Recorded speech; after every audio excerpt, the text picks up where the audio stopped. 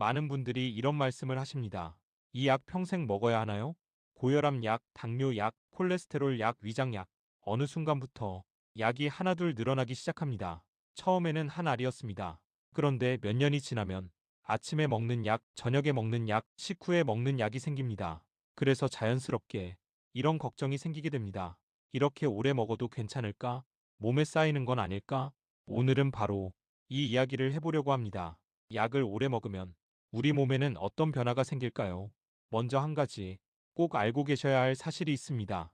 대부분의 약은 몸에 계속 쌓이지 않습니다. 약은 몸에 들어오면 간에서 분해되고 신장을 통해 배출됩니다. 그래서 일정 시간이 지나면 몸 밖으로 빠져나갑니다. 문제는 약이 쌓이는 것이 아니라 약을 처리하는 장기의 부담입니다. 대표적인 장기가 바로 간과 신장입니다.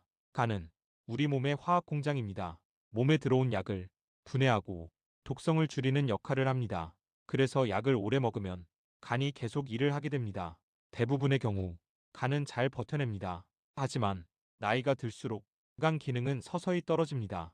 그래서 예전에는 문제가 없던 약도 나이가 들면 부담이 될 수 있습니다. 신장도 마찬가지입니다. 신장은 몸의 필터입니다.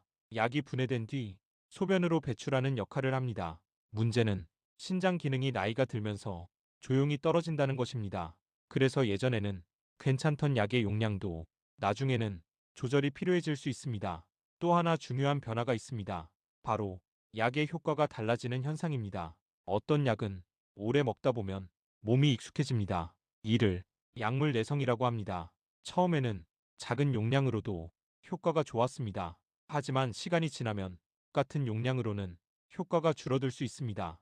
그래서 의사가 용량을 조절하거나 약을 바꾸기도 합니다. 반대로 약이 더 강하게 작용하는 경우도 있습니다. 특히 노년기에는 몸의 수분량, 근육량, 지방량이 변하면서 약의 농도가 달라집니다. 그래서 같은 약이라도 젊을 때와 몸에서 작용하는 방식이 달라질 수 있습니다. 여기서 또 하나 중요한 문제가 있습니다. 바로 여러 약을 함께 먹는 경우입니다. 나이가 들수록 질환이 늘어납니다. 고혈압, 당뇨, 관절염, 위장질환, 수면 문제, 이렇게 여러 질환이 동시에 생기면 여러 병원을 다니게 되고 약의 종류도 늘어납니다. 이때 생길 수 있는 문제가 바로 약물 상호작용입니다. 약과 약이 서로 영향을 주는 것입니다. 예를 들어 어떤 약은 다른 약의 효과를 강하게 만들기도 합니다. 또 어떤 약은 다른 약의 효과를 약하게 만들기도 합니다. 그래서 예상하지 못한 부작용이 생길 수 있습니다. 특히 주의해야 하는 약들이 있습니다. 수면제, 진통제, 항불안제, 일부 감기약, 이런 약들은 어지럼증을 만들거나 졸림을 유발할 수 있습니다.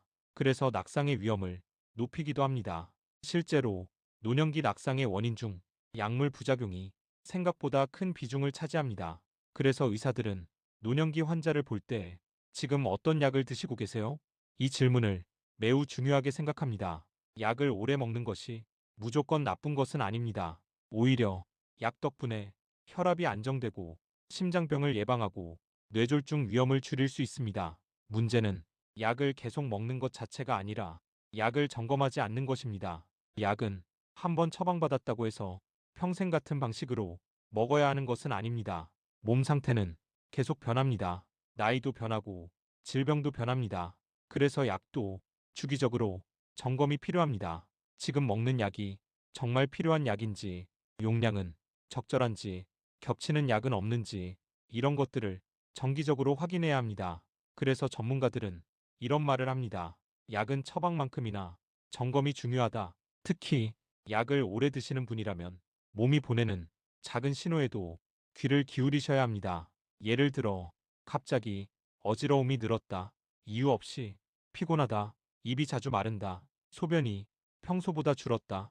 이런 변화가 있다면 약 때문일 가능성도 생각해 볼 필요가 있습니다. 그래서 약을 오래 드시는 분들에게 가장 중요한 것은 혼자 판단하지 않는 것입니다.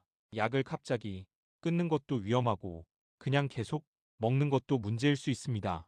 그래서 의사와 상의하며 조절하는 과정이 필요합니다.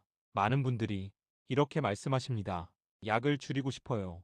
사실 이 생각은 아주 자연스러운 생각입니다. 하지만 약을 줄이기 위해서는 순서가 필요합니다. 그리고 방법이 있습니다. 다음 이야기에서는 약을 오래 먹는 분들이 어떻게 하면 더 안전하게 약을 관리할 수 있는지, 그리고 약을 줄일 수 있는 방법은 어떤 것들이 있는지 차근차근 설명드리겠습니다.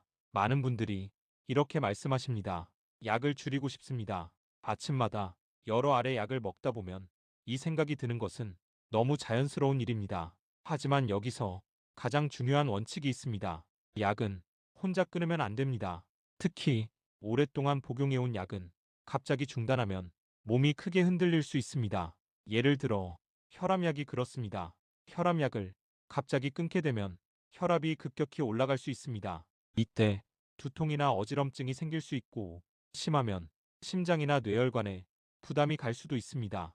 당뇨약도 마찬가지입니다. 오랫동안 혈당을 조절하던 약을 갑자기 중단하면 혈당이 급격히 올라갈 수 있습니다. 그래서 약을 줄이거나 중단할 때는 반드시 의료진과 상의하면서 천천히 조절해야 합니다. 여기서 중요한 질문이 하나 있습니다. 모든 약이 평생 필요한 걸까요? 정답은 그렇지 않습니다. 어떤 약은 장기간 복용이 필요한 약입니다. 예를 들어 고혈압 약이나 심장질환 예방약이 그렇습니다. 이런 약은 질병을 안정적으로 관리하기 위해 지속적인 복용이 필요할 수 있습니다. 하지만 모든 약이 그런 것은 아닙니다. 위장약, 소염진통제, 수면제, 일부 영양제, 이런 약들은 상황에 따라 줄이거나 중단할 수 있는 경우도 있습니다. 그래서 전문가들은 약을 정리하는 과정을 중요하게 생각합니다. 의학에서는 이를 약물 정리라고 부릅니다. 영어로는 디프레스크라이빙이라고 합니다. 말 그대로 불필요한 약을 하나씩 줄여가는 과정입니다. 이 과정에서 가장 중요한 것은 현재 먹고 있는 약을 정확히 파악하는 것입니다. 병원이 여러 곳이면 처방약도 여러 종류가 될 수 있습니다. 그래서 가끔은 같은 계열의 약을 겹쳐서 먹는 경우도 있습니다. 이런 상황을 막기 위해 한 번쯤은 모든 약을 정리해 보는 것이 좋습니다. 지금 먹는 약이 몇 종류인지, 각 약의 목적이 무엇인지, 얼마나 오래 복용해 왔는지 이런 정보를 확인해 보는 것이 필요합니다. 또 하나 중요한 것은 약을 먹는 시간입니다. 약에는 각각 권장되는 복용 시간이 있습니다. 어떤 약은 식후에 먹어야 하고 어떤 약은 공복에 먹어야 합니다. 또 어떤 약은 저녁에 먹는 것이 더 효과적인 경우도 있습니다. 예를 들어 콜레스테롤 약 중 일부는 밤에 먹는 것이 효과가 더 좋은 경우가 있습니다. 왜냐하면 우리 몸의 콜레스테롤 생성이 밤에 활발해지기 때문입니다. 그래서 복용 시간을 지키는 것이 중요합니다. 그리고 많은 분들이 놓치기 쉬운 부분이 하나 있습니다. 바로 음식과 건강기능식품입니다. 약과 음식이 서로 영향을 줄 수 있습니다. 예를 들어 자몽은 일부 약물의 작용을 강하게 만들 수 있습니다. 그래서 특정 약을 복용할 때는 자몽 섭취를 피하는 것이 좋습니다. 건강기능식품도 마찬가지입니다. 비타민, 오메가3, 홍삼, 마그네슘 이런 제품들도 약과 함께 복용할 때 영향을 줄 수 있습니다. 그래서 병원에 갈 때는 건강기능식품도 함께 말씀하시는 것이 좋습니다. 그리고 약을 줄이고 싶다면 생활 습관도 함께 바뀌어야 합니다. 예를 들어 혈압약을 줄이려면 체중 관리, 염분 섭취 조절, 꾸준한 걷기 운동이 도움이 됩니다. 당뇨약도 마찬가지입니다. 식습관 관리와 규칙적인 운동이 혈당 조절에 큰 역할을 합니다. 생활 습관이 좋아지면 약의 용량을 줄일 수 있는 가능성이 생깁니다. 그래서 약을 줄이는 것은 단순히 약의 문제가 아니라 생활 전체의 균형과도 관련이 있습니다. 마지막으로 약을 오래 드시는 분들께 꼭 드리고 싶은 말이 있습니다. 약은 몸을 해치기 위해 존재하는 것이 아니라 몸을 보호하기 위해 존재합니다. 하지만 약도 관리가 필요합니다. 정기적으로 점검하고 필요하면 조정하고 몸 상태에 맞게 바꾸는 과정이 필요합니다. 그래서 약을 오래 드시는 분이라면 다음 세 가지를 기억하시면 좋겠습니다. 지금 먹는 약을 정확히 알고 있기, 몸에 변화가 생기면 의료진과 상담하기, 그리고 건강한 생활 습관을 꾸준히 유지하기. 이 세 가지만 지켜도 약과 함께하는 삶은 훨씬 더 안전해질 수 있습니다. 약을 오래 먹는 것이 두려운 일이 아니라 몸을 지키기 위한 하나의 관리 방법이 될 수 있습니다. 그래서 중요한 것은 약을 끊는 것이 아니라 약을 잘 관리하는 것입니다.